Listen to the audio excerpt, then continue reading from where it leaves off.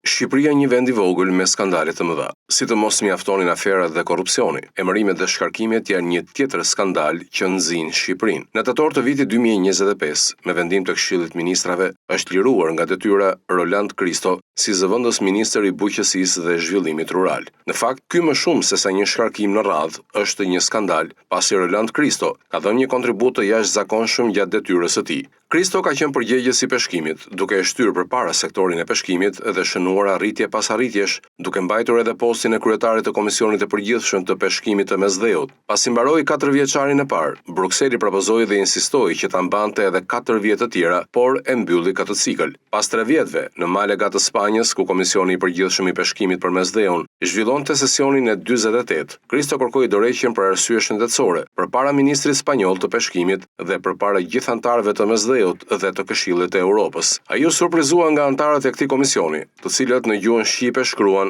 "Faleminderit Roland". Komisioni i Përgjithshëm i Peshkimit për Mesdheun e ka nderuar me mirënjohje Roland Kriston për shërbimin dhe angazhimin e tij si kryetar 2018-2025, duke nxitur bashkëpunimin rajonal dhe duke mbështetur progresin e qëndrueshëm drejt qëllimeve të përbashkëta. Por çfarë ndodh? Një figurë e tillë e vlerësuar dhe e nderuar nga Europa hidhet në rrugë nga ministri i bujqësisë Andi Salla. Pritej që me ardhjen e ministrit të ri të kishte edhe një vizion të ri, por me sa duket ka një mentalitet edhe më të vjetër. Një zëvendës ministër që vlerësohet dhe dekorohet, hiqet dhe zëvendësohet me çdo lloj partiaku, militanti, ignoranti apo shërbëtori që i ruan gardin dhe i lëpin karriken ministrit, ndërsa njerëz të tillë profesionist hidhen në rrugë. Jo vetëm paradoks, por është e dhimbshme se si në vendin ton duan të hedhin në kosh të plehrave njerëz të tillë me kontribute dhe profesionistë të vërtet, nga ata që e shtyn vendin përpara dhe jo që qëndron pas karrikës së ministrit për një cop post. Profesionistë të tillë si Roland Kristo merren, rriten në karrierë, trajnohen, vlerësohen, profesionalizohen dhe më pas në një moment të caktuar vjen një ministër tragjikomik që do t'i hedhë në kosh të plehrave për interesat e tij, pasi do dikë që t'i ruaj karriken. Por qytetaria dhe profesionalizmi nuk hidhen dot nga të paaftët. Në lidhje me këtë skandal, ka reaguar edhe sipërmarrësi dhe biznesmeni i njohur Gjergj Luca, i cili përmes një mesazhi në rrjetet sociale ka përtitur me të madhe poshtërimin që i kanë bërë profesor Roland Kristos,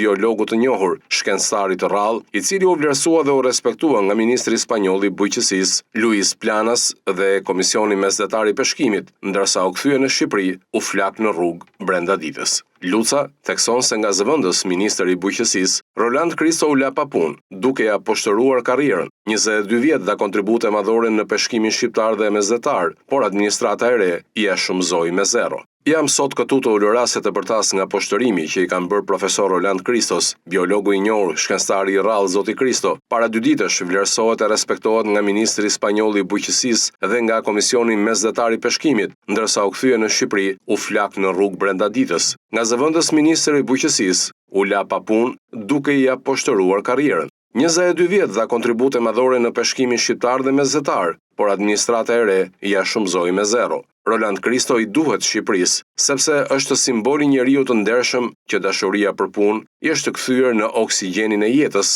ka deklaruar sipërmarrësi Gjergj Luca.